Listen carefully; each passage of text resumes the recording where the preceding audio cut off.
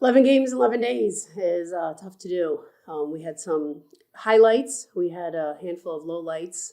We got to be able to figure out how to piece it together. But the biggest takeaway from this is we got to have some players that need to step up.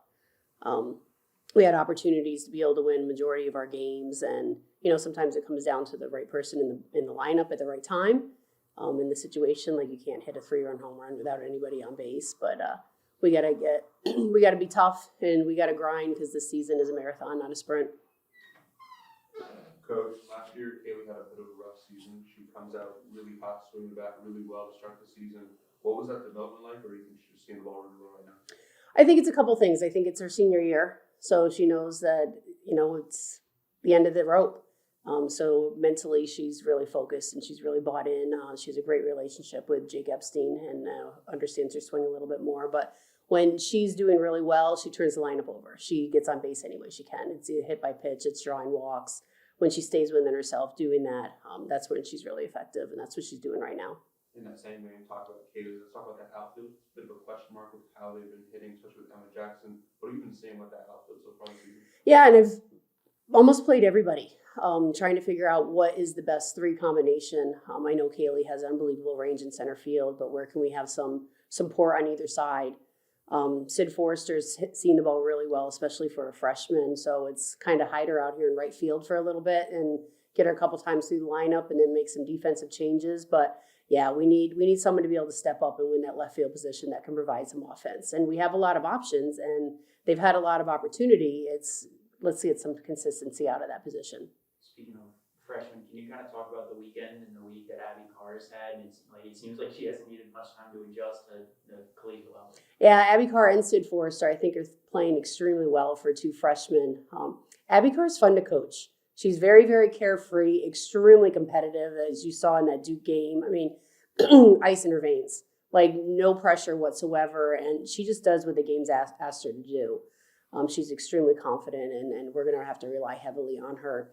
I think what's really neat from a game management standpoint is having her in that DP position and being able to pitch her out of the DP position, because then I'm able to make some defensive changes with like a Sid Forrester through that flex position that I can keep Sid in the lineup and not have to substitute for her and just work through that flex. So gives us a lot more flexibility. Also allows me to just run her in to pitch maybe to one or two batters out of that DP position and not really have to lose my starter. So it's going to be fun to be able to watch how that navigates, but extremely impressed in what Carr was able to bring the last 11 days. You mentioned the schedule pretty tightly packed to start the year. What kind of opportunities and challenges does having those 5 games and 3-day opportunities present? It's tough. It really is tough. And a lot of these tournaments, these two in particular, I have no control over who we're playing. So it has its peaks and it has its valleys, obviously. This last tournament, the ESPN Shriners, is a really, really tough tournament. And you look at all the teams that participated, extremely competitive and a lot of upsets around the country. But what it does is it exposes us right away. And we're very young. We're very inexperienced in the lineup. But it's exposing them to the speed that they have to play, the intensity they have to play. And we showed it at times. Like we played very well against UCLA. We had our opportunities. We just couldn't close the game. I thought McCann threw very well against Oregon in opening weekend, and I challenged her against FAU. I said, it's about time that you step up and put the team on your shoulders and take us where we need to go. Stop looking to the bullpen for someone to come in and save you. Like this is your game, and for her to go out and throw a complete game, it shows that she knows she can do it, and we have to be able to rely on her. Coach Sanai Hill had a bit of injuries last year. She's coming and started 5 games for you. What have you been saying with Sanai? She's an electric player. A lot of enthusiasm, a lot of energy. She's one of those that you hate to play against her, but you love that she's on your team. She's fun to be around, and it's going to be neat with her and Addie Waite still battling out third base, how to be able to get both of them in the lineup. And like you said, like left field's wide open. So maybe one of them is going to find their way into left field that we can have both of them in the lineup. But she's just one of those kids that she can spark a team just based on her base running and how aggressive that she plays.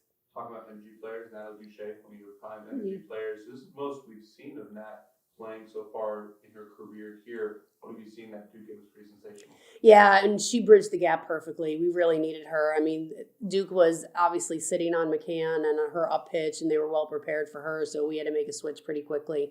Also, McCann coming off a complete game the night before, really tough turnaround, playing a 9 a.m. game. But Touche bridged that gap. I mean, she did it perfectly. She keeps the ball in the zone. She throws 3 different speeds. It was a perfect setup for Carr to be able to come in, and that's what we're going to need. We're going to need someone who can be a middle reliever to be able to eat up some innings so we can get to Carr later on in the game. What did you notice that was different about your team second weekend versus first weekend, and just the development you saw through the full trip? I would say the last 2 games were different. We were up and down. I don't think that we put our best effort forward every single game. There's times that we gave into some fatigue and gave into some frustrations, and the team needs to feel what it feels like to win. I was glad to see in that first weekend that we won the doubleheader on Saturday, but didn't respond well on Sunday. And then the midweek loss to UCF was extremely disappointing. Was very disappointed in the performance that we had and what we showcased on the field. But I think from that point forward, we competed. We gave ourselves opportunities to be in the game, and that's all you can ask of your team. You have no control over who's coming up to bat. I mean, we just have to be able to be ready for every single opportunity. But it was really good to see that the last 2 games that we were able to come out on the other side. Along those lines, Coach, what was your message to the team after that loss to Northwestern going into the final 2 games of Clearwater? It really was just like, you got to figure it out. Like, it has to come within the team. It has to come within the locker room. Like, we can't dig deep inside of you. Like, you have to figure it out and whatever it's going to take. And they were extremely upset and disappointed. And it was really helpful that we had a game off, that they were able to regroup and talk amongst the team. But I challenged the upperclassmen, like, someone has to lead us. And it's going to take someone to lead us to say, this is what we know we can do, what we're capable of doing. Let's get it done. And that's where I challenged McCann. Like, when I refer back to, in the pitchers, McCann and Harrison played with Lauren Krings.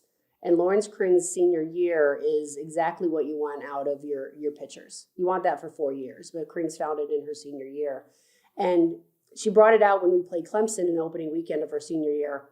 And there was a point where I went to the mound and I said, I'm going to pull you out of the game. It's time to get some other people some time. And she said, no, this is my game to win. And that's the mentality. I want players that want to be in the circle, that want to be in the batter's box, that it's their game to win. And that's how competitive they have to be. So that was the challenge after the Northwestern. And to have McCann be able to step up and get that FAU win was really important for the morale of the team. When you talk about Sarah and Marissa, is it just kind of that confidence piece that you're looking for them to take the next step, or is there something else for each of them that you'd like to see develop over these next couple of weeks? McCann has every pitch in her repertoire. She is the perfect ideal pitcher that could throw every single pitch. She has to throw every pitch with command. That's going to be the difference. Early on in the week, she wasn't commanding her changeup very well, so it wasn't effective. It wasn't keeping the batters off balance, so they really were only sitting one speed. She threw it very well against UCLA. That's why they had a hard time with her, and that's exactly what she did against FAU. She was able to throw her changeup in any count. Her drop was extremely effective. So from a mechanical standpoint and a analytics standpoint, that's what we need from her. From a determination standpoint, we need her to have the confidence that every game she throws, she can win, and she can. When she goes out there and she's fiercely competitive, you can feel the energy around the team that they have the confidence that they know that their pitcher is going to give them the best shot. Coach, let's talk about Vanya. She's your new starting catcher and be a leader on this team, being a junior, right? This upperclassman. The stats aren't there for her right now. What are you seeing? What is she not seeing? She's a little banged up. She's got a couple injuries that were unfortunate this January, so we're going to have to really monitor her throughout the entire year, unfortunately. Pick and choose. There's times that I didn't play her. One of the early Saturday games, and I pulled her a couple times just because to be able to monitor her volume that we can keep her all throughout the entire year. So playing around with that, and then also trying to figure out some hitting mechanics that don't enable her to feel as much pain as that she's in.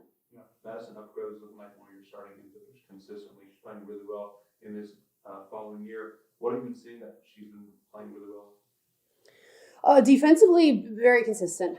She's doing a really good job in anchoring the infield, and she understands the system now. That's the difference between last year and this year. She's extremely confident in what we're trying to do and what shifts that we're in.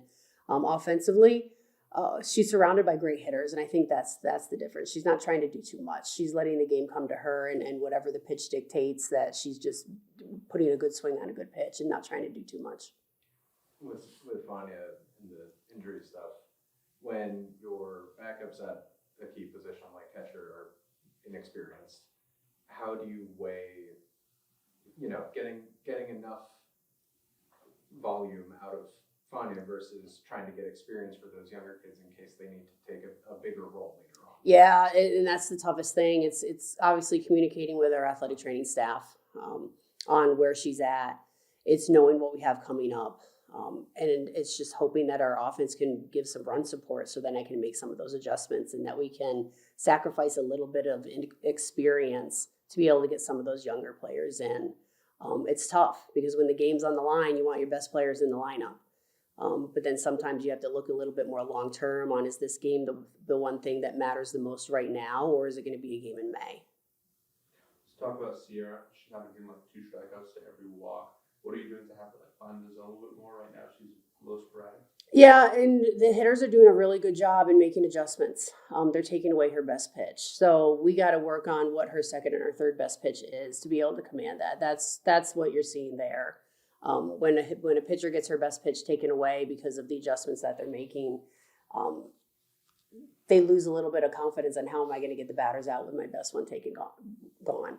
So those are the adjustments that we're going to make this week before we head down to McNeese. Leadership is one of those things that I'm trying to ask a lot about this year. Now, when we first talked, you said everyone could be a leader on this team. Right now, you might need to rely on your upperclassmen. Who are you calling up on right now? I'm challenging Harrison. I'm challenging McCann big time. I've challenged Kaylee Langer, one of our upperclassmen. Fanya, it's tough when someone's struggling offensively. Like, they got to be able to find their voice, especially in our game where they attribute that their success on the field gives them an opportunity to be able to be a leader. And it's trying to get these young women to know that you're a leader because of what you do in your preparation, not because of what your batting average says.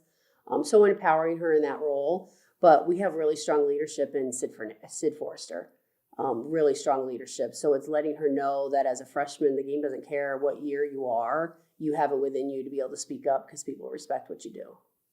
Coming off of those last 2 wins, Coach, what are you hoping to carry with you into this next series down in Louisiana? The confidence that they can beat anybody. And, they knew that playing against UCLA. I mean, when you have 5 runs up against one of the best teams in the country, and they are probably one of the best offensive teams I have seen in a long time. Mega Grant is something very, very special. When they're as competitive as they are, that's got to build their confidence that they can play with anybody in the country. But again, everybody's going to give you your best. That there isn't anybody out there that's just going to give us a game. So we have to compete and we have to play 7 hard innings the whole way through and not take a pitch off. And I think that's the biggest exposure in 11 games in 11 days, that when you let fatigue set in because it's such a fast turnaround. I mean, we had to turn around and play a game within 11 hours. And that's extremely tough to do. But if you're not mentally and physically prepared for that pitch, and it could be the first pitch of the game, it could be the last pitch of the game, that was your one opportunity to be able to win. So it challenges you not only physically, but mentally as well. In our first conversation after the first Clearwater tournament, you were worried about the fielding, right? You weren't seeing the ball well. How do you feel they've adjusted and really adapted to how playing assignment? Yeah, huge adjustment. The first weekend, I thought the outfield was a little delayed in all their reads, and I thought they just did a great job. We had 2 really good practices while we were down there. And the weather this week is going to be awesome. So we're going to be able to see a lot more outside. The next thing is for the hitters to be able to adjust into the spatial awareness. It's really tough. You go from inside with artificial light in a cage to all of a sudden outside, and your vision is completely different. So getting some swings on our field to be comfortable and being able to see a live arm thrown at us and some repetition, I think is going to make a big difference.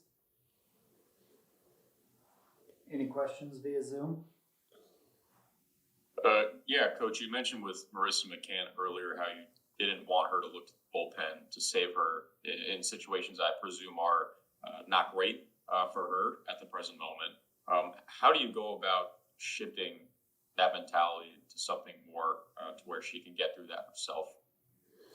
Just continuing to challenge her. Just let her know, like, it doesn't matter that we're 3 times through the lineup. Like, you're good enough. You have so many pitches that we could go 1 time through the lineup and live primarily on a rise ball. The next time we could live on our drop ball. We can keep them off balance with her changeup. So it's just trusting what she does and how she does it and just staying competitive doing it. When she starts to doubt what she's doing and hypothetically be intimidated by a hitter or a situation or is worried about missing, then she loses her movements and she worries just about placing the ball in the perfect location, and then she's not as effective. So it's just trusting that she's got good enough stuff to get easy contact or swings and misses. It doesn't matter where we are in the game or who's up to bat. Thank you. Yeah. And when she experiences that against UCLA and then throws a complete game, that definitely builds her confidence.